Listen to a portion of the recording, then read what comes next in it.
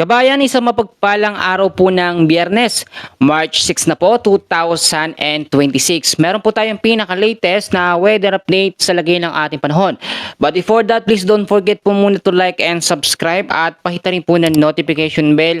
Maraming salamat po. Naglabas po ang Pag-asa ngayon ng panibago pong tropical cyclone threat potential at ito po merong banta ng LPA. Nasa ngayon po ay nakikita na sa may silangan po ng Mindanao. So, check muna natin, no, itong panibagong tropical cyclone threat potential. 2 week pa rin tayo, ha. Meron po tayong isang week o sa week 1, March 4 hanggang sa March 10. So, ito ay nagpakita na yung LPA na yan dyan sa may bandang silangan po ng Mindanao. Ang pangalawang low pressure area, medyo mahaba yung radius o yung distansya niya, medyo malaking LPA ito. Pagitan po ng March 11 hanggang sa March 17. So parehas naman yan, nasa low sa category para maging tropical depression, but still, banta pa rin yan sa possible na maging pangatlong bagyo na tatawagin bagyong Kaloy kapag naging bagyo sa loob ng ating Philippine Area of Responsibility.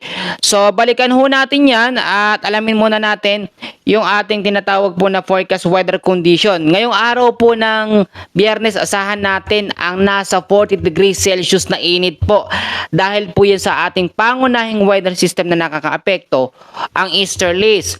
Pero eto ha, paalala ko ho sa inyo, kahit sobrang mainit ngayon, may mga tsansa pa rin po ng mga pag-uulan lalo na sa bandang hapon at sa gabi dahil sa tinatawag natin na localized thunderstorms. So ito po, sa forecast weather condition natin, sa area po ng Cagayan at Isabela, weather condition po natin gayon pa rin. Maulap na kalangitan na mayroong mga light rains dahil po sa northeast monsoon. So ang northeast monsoon, malaging tinatanong sa atin, bakit daw parang hindi naman na maramdaman? Kung merong amihan, bakit daw walang lamig? So ito po ang maayos na explanation dyan. Ang easterlies po kasi mainit na hangin, ha? Mas lumawak na or sinasakop na halos ng easterlies ang bahagi ng Luzon, Visayas at Mindanao. Kaya itong amihan humina na. Tsaka totally pahina na ng pahina ang amihan. Pawala na rin yan sa mga susunod na week. So sa area ng Batanes, Apayao, sa may Kalinga, Abra, Ilocos Norte at Ilocos Sur, asahan pa rin natin dyan ang cloudy skies na merong mga isolated light rains, no? Pag sinabi kasi natin na isolated light rains, yan yung mga paminsanang pag-uulan, no? Mahina lang yan dahil po sa northeast monsoon or hanging amihan. Bagamat hindi naman na yan banta ang amihan, pero maging handa pa rin po tayo. So ito yung ating pangunahing weather system. Sa area po ng Metro Manila, nalalabing bahagi ng ating bansa ay apektado ng easterlies. Pag sinabi natin na easterlies, yan po yung maalinsangan or mainit na hangin na nanggagaling po sa may karagatang Pasipiko na siya namang nakakaapekto sa malaking bahagi po ng Luzon, Visayas at Mindanao. Mga kaibigan, ang easterlies po, sa mga hindi nakakaalam, yan din ang isa sa nagiging dahilan kung bakit meron tayong mga localized thunderstorms. Usually, ang localized thunderstorms po, bandang hapon po yan nagpapaulan sa mga direktang naaapektuhan ng easterlies. So, wala naman tayo sa ngayon na aktibong bagyo na minomonitor sa loob ng ating Philippine Area of Responsibility. Pero muli kong ipapaalala na ang LPA na namonitor natin dito sa may bandang silangan po ng Mindanao, still banta ito para maging tropical depression or mahinang bagyo.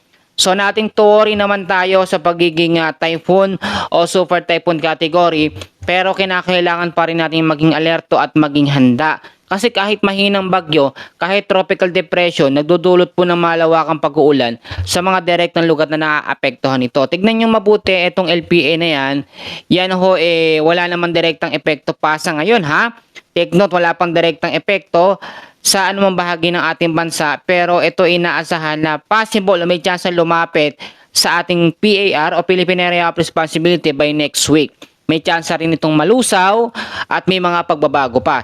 Yan yung nasa week 1 sa March 4 hanggang sa March 10. Pero yung March 11 hanggang sa March 19, hindi pa lumalabas sa ating forecast track at advanced weather system. So ang sinasabi ho natin dito, 2 low pressure area ang ating possible na i-monitor. Pero sa pagtatala po ng Pag-asa, isang bagyo lamang ang posibleng mabuo ngayong March hanggang sa matapos po ang buwan ng Marso. So ngayon mga kaibigan, mga kababayan, yan po muna ang pinaka-latest na update natin sa lagay ng ating panahon. Maraming salamat. Mag-ingat po tayong lahat.